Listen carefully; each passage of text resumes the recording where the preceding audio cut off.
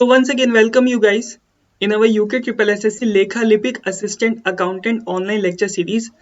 और जैसा कि मैंने प्रॉमिस किया था कि मैं रोज डेली आप लोगों के लिए चैप्टर वाइज एमसीक्यूज लाता रहूंगा, तो आज उसी सीरीज में आपके लिए मैं चैप्टर 2 के एमसीक्यूज लेकर आया हूं।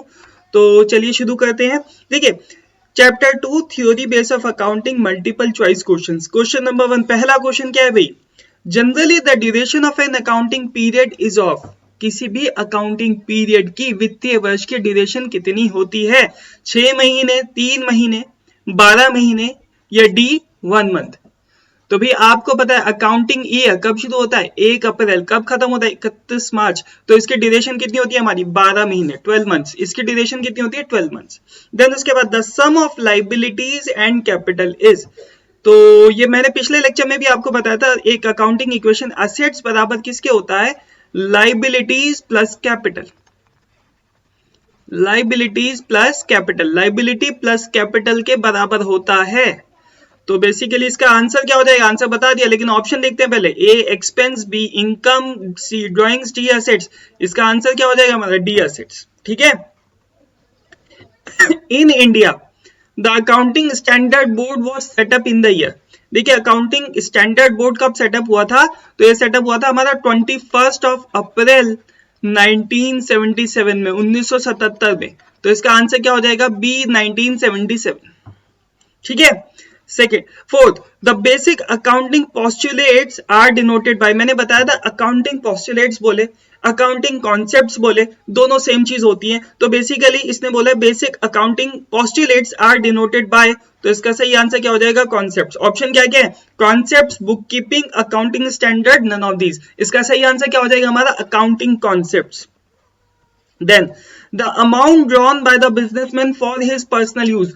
ऐसा पैसा जो बिजनेस से एक प्रोप्राइटर या बिजनेसमैन अपने पर्सनल खर्चे के लिए निकालता है, ऐसे पैसों को क्या बोला जाता है? तो ऐसे पैसे को बोला जाता है ड्राइंग। ये पिछले लेक्चर में भी मैंने आपको बताया था। देन उसके बाद meaning of credibility of going concern is. Going concern की क्रेडिबिलिटी क्या होती है? देखिए, गोइंग कंसर्न कॉन्सेप्ट क्या होता है? कन्वेंशन क्या होती है? ये होती है कि हमारा बिजनेस इनफाइनाइट पीरियड तक, लंबे समय तक चलेगा, हम ये मान के चलते हैं। तो देखिए, इसके अकॉर्डिंग अगर हम इस कॉन्सेप्ट को माने, इस डेफिनेशन को माने, तो क्लोजिंग ऑफ बिजनेस तो हो नहीं सकता, ओपनिंग ऑफ बिजनेस भी नहीं हो सकता। हमारा आंसर क्या हो जाएगा? Continuing of business. ठीक है। अब इसके बाद बात करते हैं fill in the blanks, one word. देखिए, dash is a document that verifies the business transaction. Dash is a document that verifies the business transaction. क्या होता है भाई? कोई भी दुकान से आपने कोई चीज खरीदी, बेची, कैसे वेरीफाई करोगे? जब you are having bill in your hand.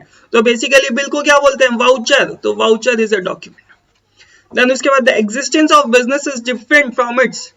Business की एग्जिस्टेंस उसको शुरू करने वाले उसके ओनर्स यानी कि मालिकों से अलग होती है। देन उसके बाद has been applied on accountants by accounting standard board, law और प्रोफेशनल इंस्टीट्यूशंस। क्या अपनाया जाएगा? Code of conduct. क्या अप्लाई किया जाएगा? Code of conduct.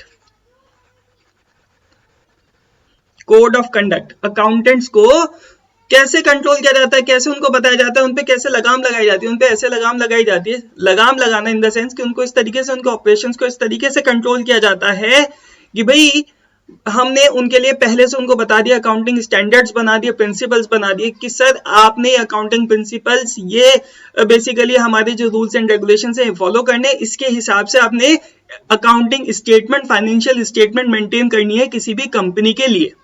देन उसके बाद dash aspects are affected in every transaction. तो क्या होता है हमारा? Dual aspects.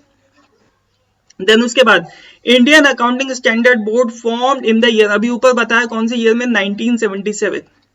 देन इसके बाद the rules and conventions of accounting are commonly referred to as principles.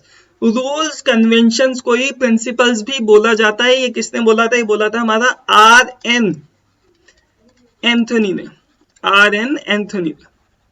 Then उसके बाद accounting principles are developed on the basis of. किसके बेसिस पे डेवलप किए जाते हैं? कॉन्सेप्ट्स। किस चीज का क्या नेचर है, किस तरीके की है? कॉन्सेप्ट्स के बेसिस पर। देन उसके बाद dash denotes that the existence of business is separate from its owner. क्या होता है ये? Separate legal entity. Concept of separate legal entity. ठीक है। तो ये थे मेरे चैप्टर 2 पे बेस्ड MCQs। आई होप आपको पसंद आए होंगे, और अगर पसंद आए तो यार लाइक शेयर सब्सक्राइब जरूर कर देना, क्योंकि नॉलेज शेयर करने से हमेशा बढ़ती है, कम नहीं होती। तो जितना अपना फायदा हो, दूसरों का फायदा हो, उतना ही अच्छा है।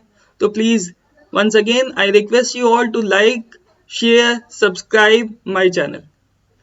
Thank you so much.